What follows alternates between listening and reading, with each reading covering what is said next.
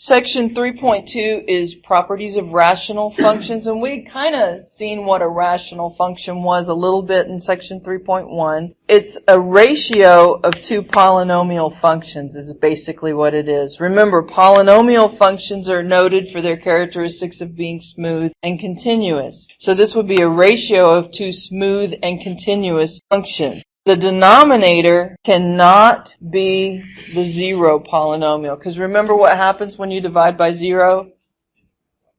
It's undefined. Yes, your instructor's head explodes. You can't divide by zero, so this cannot be the zero polynomial. The domain then will be the set of all real numbers except the ones that make the denominator equal to zero, because once again, you can't divide by zero. So that brings us then to the first example. We're asked to find the domain of the rational function. So in part A, we have a rational function that looks like this. The domain of this would be the set of all real numbers except x equals -5. We would use this for our notation if we were using set notation. I think my math lab may want to see the answer in interval notation. In interval notation, we would say it's the interval that goes from -infinity to -5 union -5 to infinity. Remember, this denotes the set of all real numbers from -infinity to infinity. We just have a hole right here at x equals -5 in our domain. Part B, if this were our rational function, we could factor the quadratic function. And where those two factors were equal to 0, that would be the values that would not be in the domain. So x squared minus 4 would factor into x plus 2 times x minus 2, which is why -2 and 2 cannot be in the domain of the function. If we were to write this in interval notation, it would be the interval that went from -infinity to -2, union -2 to 2, union 2 to infinity. On C, the domain happens to be the set of all real numbers. Any reason why it might be the set of all real numbers? There's no number that you can plug in for x and get a 0 in the denominator.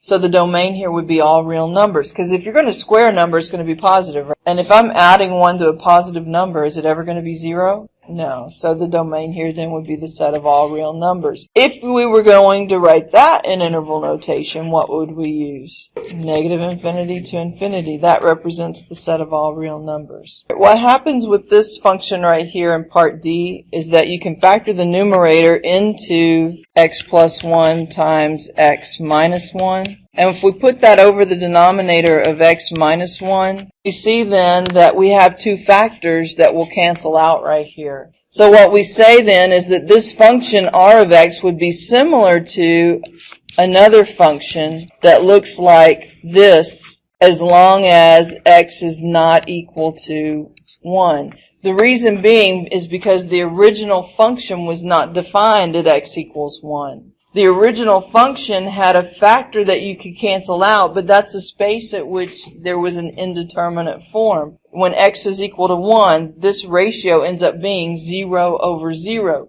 0 over 0 is undefined. But when that factor cancels, that point right here at which this thing became undefined, that means you have a hole at x equals 1. And if we were to look at the graph of this function, and if we hit zoom 6, that'll give us a standard window. This looks like a linear function, like we said it was supposed to look like. Y equals x plus 1 is shifted up 1. But if we go to evaluate this function at x equals 1, we're going to hit second calc. We want to evaluate the value of this function at x equals 1. Our y value ends up being blank.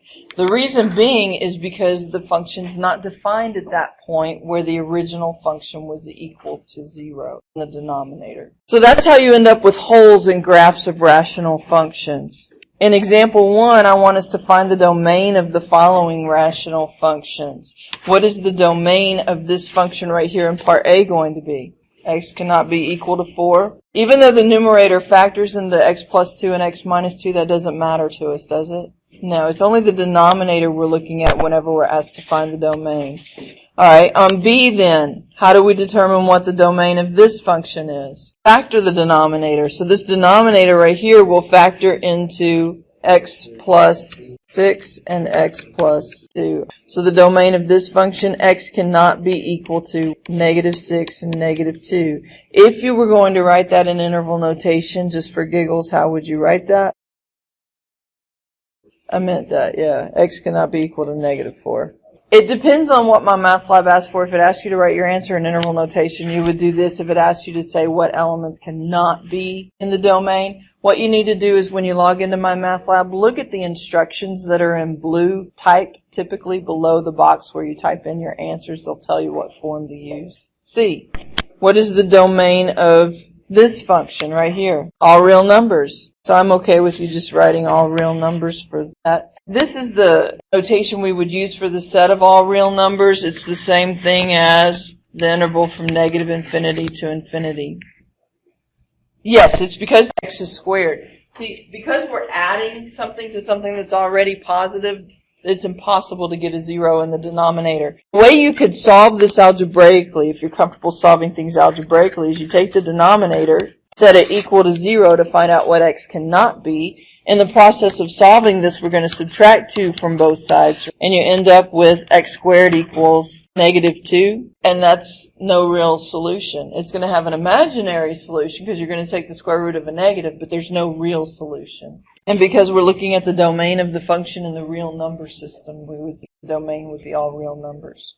What about D? All real numbers, because this is actually a polynomial function, is it not? You see a fraction there, but there's no variable in the denominator. This is going to be all real numbers as well, because this is actually a polynomial function. Another way to rewrite this function is r of x is equal to 1/3 x squared minus 3. 9 divided by 3 is 3.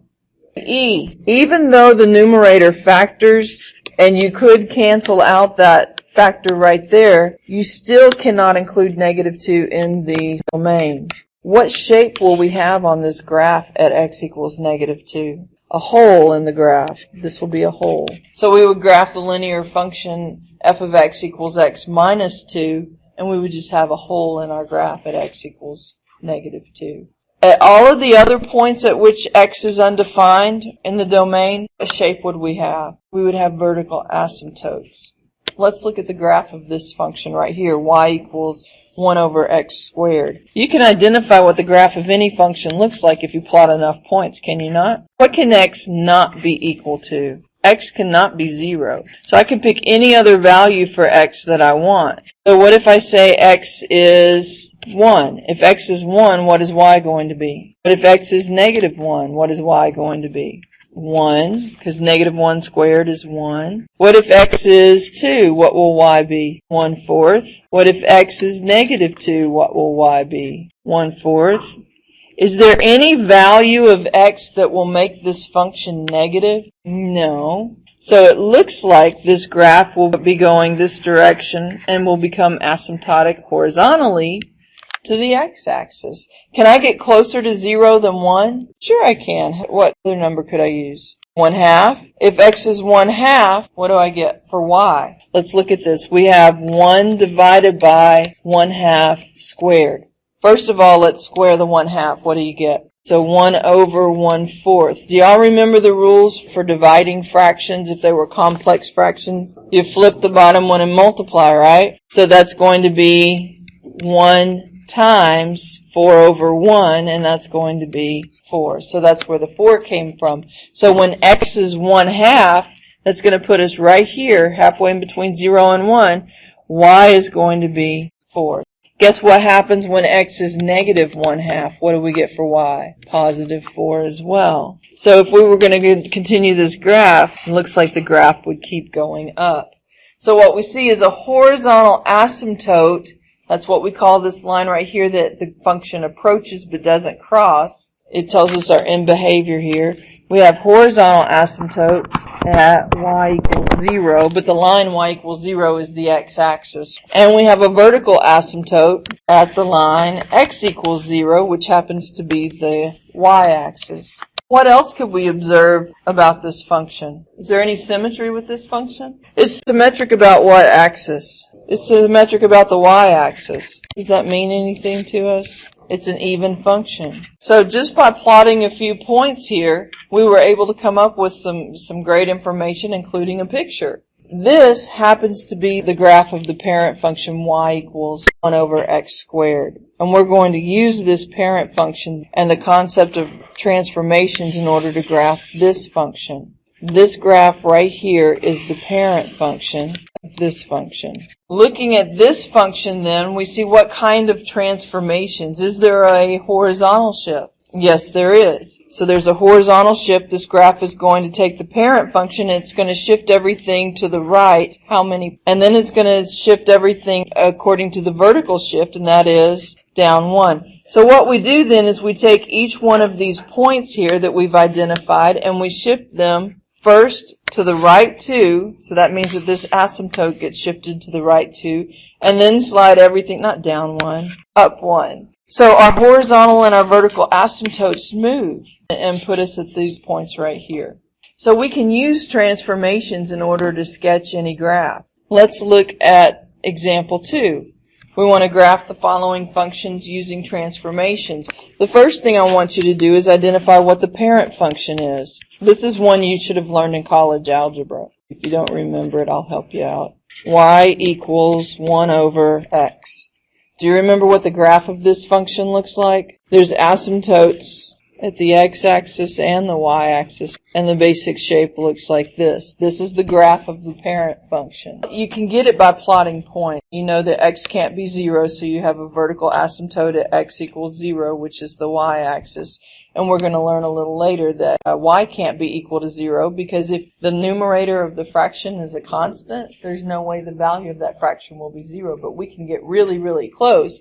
If we start plugging in x equals 1,000, you know, the y value gets really close to 0, but it's not ever going to be 0. So this is the graph of the parent function, and yes, you can use your calculator to get that. These points that are on the graph of this parent function right here and right here, these are our reference points that we're going to be shifting horizontally and vertically and flipping if need be. So the value of this point is at 1, 1, and this point is at negative 1, 1. Is there a horizontal shift here? We're going to shift everything to the left or to the right? The left. I meant that, thank you. Negative 1, negative 1. I'm not having a good day. Alright, so we're going to shift everything to the left. How many? And up, how many? So when I sketch this graph in, where are my asymptotes going to go? Left 3 and up 2. So my new asymptote is going to be right here for my new vertical asymptote. So this point at 1, 1 also got moved to the left 3, up 2, and that's going to put it right here. At what point? Negative 2, 3. And this point down here gets shifted to the left 2, up 3, and it gets moved to negative 4, 1. I did go to the left 3. Oh, I said it backwards. I'm drawing it right, though. So we end up sketching in our graph accordingly with the same basic behavior as the parent function. This point right here is at negative 4, 1. Because if you subtract 3, moving to the left 3, you end up at negative 4. And if you add 2 to negative 1, you get 1. Now let's talk about asymptotes. Alright, we're going to let R denote a function. If, as x approaches negative infinity, that means that x is going to go off to negative infinity like we had before. The values of the function, the y values of the function, approach some fixed constant, then that fixed constant will be what we call a horizontal asymptote. So right here, as x goes off to infinity on this graph, what constant is this function approaching? It's approaching 2. As x goes off to negative infinity, the constant that this graph is approaching is 2. So we would call y equals 2 a horizontal asymptote in this case. So that means here that y equals 2 is a horizontal asymptote. When you get into calculus, we're going to look at this as being the limit as x goes off to infinity of the function is 2, and the limit as x goes off to negative infinity of the function is also equal to 2. The second part of this, where they define a vertical asymptote, tells us how we end up with this vertical asymptote. And it says that as the y values go off to infinity or negative infinity, then the line x equals c will become the vertical asymptote. So here, if we looked at the limit as x approach -3 from the right, we get a positive infinity, and the limit as x approaches a -3 from the left, we're going to end up with a negative infinity. These happen to be our vertical asymptotes. I'm just kind of giving you an exposure to the calculus notation you're going to be seeing in Cal 1. I will not be testing you over this notation, but it doesn't hurt to see it early. Maybe it'll be less intimidating by the time you get to Cal 1 then. For a vertical asymptote, you would just write x equals -3. How you identify where the vertical asymptotes occur is either by looking at a graph or by looking at a function and where the denominator is 0. When the denominator of a rational function is 0, you have vertical asymptotes.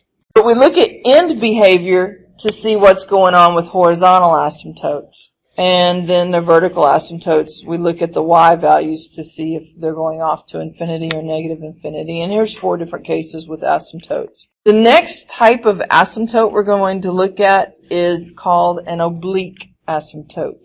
Sometimes you may hear this referred to as a slant asymptote. Now, if your rational function reduces, you need to reduce your function. If this function reduces so that you can write this as an equation of a function plus some remainder, then this part right here is going to be the equation of your oblique asymptote. So you've got to remember how to divide polynomials. Alright, locating vertical asymptotes is fairly easy. Like I said, it's where the denominator is equal to 0 as long as you don't have a factor that reduces. If you have a factor that reduces when the denominator is 0, then you have a whole. So here on example 3, let's find the equations for where the vertical asymptotes occur for this function right here. We have a vertical asymptote at x equals -3. Here we have a vertical asymptotes, plural, and I'm going to write plus or minus 2 just to show you the lazy notation. What do we need to do to f of x in order to find the vertical asymptotes? Factor this first. This is going to be x plus 1 times x plus 4. So we would have vertical asymptotes where? And then on this one, what do we need to do? We need to factor this as well. The numerator factors into x plus 1 times x plus 2. The denominator factors into x plus 2 times x minus 2. So where are our vertical asymptotes? We have a vertical asymptote at x equals 2. Well, what happens at x equals -2? There's a hole. Alright, I've already kind of told you what happens with the oblique asymptotes. What you need to do is you need to reduce this improper fraction. Improper means the degree of the numerator is greater than the degree of the denominator. You have a bigger value on top than you have on bottom. So we need to reduce that. And then whatever you get that reduces or divides evenly, that's going to be the equation of your oblique asymptote. As long as this line, if that line is a constant, then we'd have a horizontal asymptote. If you end up with a linear equation, it's an oblique asymptote. In all other cases, the graph of R approaches the graph of F, and there is no horizontal or oblique asymptotes. So in example 4, find the horizontal asymptotes. You know what? There's an easier way to find horizontal asymptotes. That has to do, and I teach this in college algebra, so I don't mind telling it to you now. How you'd find horizontal asymptotes just by looking at the degree of the numerator and the degree of the denominator. How to quickly and easily identify horizontal asymptotes. If the degree of the numerator is less than the degree of the denominator, then y equals 0 is your horizontal asymptote. Remember the graph of y equals 1 over x or y equals 1 over x squared. The degree of the numerator is less than the degree of the denominator, and the x-axis was a horizontal asymptote. If the degree of the numerator equals the degree of the denominator, then y equals leading coefficient over leading coefficient is your horizontal asymptote. And then lastly, if the degree of the numerator is greater than the degree of the denominator, you have an improper fraction, and there you can simplify the fraction using long division and get your oblique asymptote. You would have no horizontal asymptote. It's impossible to have both a horizontal asymptote and an oblique asymptote from a rational function. So if you have a horizontal asymptote, then there's no oblique. If you don't have an horizontal asymptote, you need to check for an oblique. And the easy way to do this is to just look at the degrees of the numerator versus the denominator. In example 4, what would we have here? What's the degree of the numerator? The degree of the numerator is equal to 1. The degree of the denominator is 2. And so we would say, what is our horizontal asymptote? Y equals 0 is your horizontal asymptote. H of x. What is the degree of the numerator? The degree of the denominator? So y equals what is your horizontal asymptote? 2, because the leading coefficient here is 2, the leading coefficient here is 1, 2 over 1 is 2. On this one, what is the degree of the numerator? And the degree of the denominator? So what is your horizontal asymptote? Y equals what? On this one, what is the degree of the numerator and the denominator? So what type of asymptote are we going to have here? Oblique. This is an improper fraction. So that means that we've got to divide these fractions, or divide the polynomials here, reduce. So what I'm going to do is I'm going to use long division, and I've got x minus 2 goes into x squared plus 4x plus 1. X goes into x squared, leaving behind what? If x squared is divided by x, what are you left with? So then you get x times x is x squared. X times negative 2 is minus 2x. Now we're going to subtract, which means that we're going to change the signs and add. Once I change the signs, I go ahead and circle them so that I notice that they've been changed. Subtracting is the same thing as adding the opposite. So x squared minus x squared is 0, and 4x plus 2x is 6x. Then bring down the plus 1. Okay? 6x divided by x is 6, so this is going to be plus 6. 6 times x is 6x. 6 times negative 2 is negative 12. And then we're going to subtract, or change the signs and add. So that's going to give us 13. And 13 divided by x is a fraction. It doesn't go evenly. So guess what? This is going to be x plus 6 plus 13 over x minus 2. What is our oblique asymptote? Y equals x plus 6 is our oblique. It's what you get without the fraction part. It's just the polynomial function here. In your notes then, there is a summary on finding horizontal or oblique asymptotes of rational functions. You guys can read this. It's the same as out of the book. And then you should be prepared to do the homework from 3.2.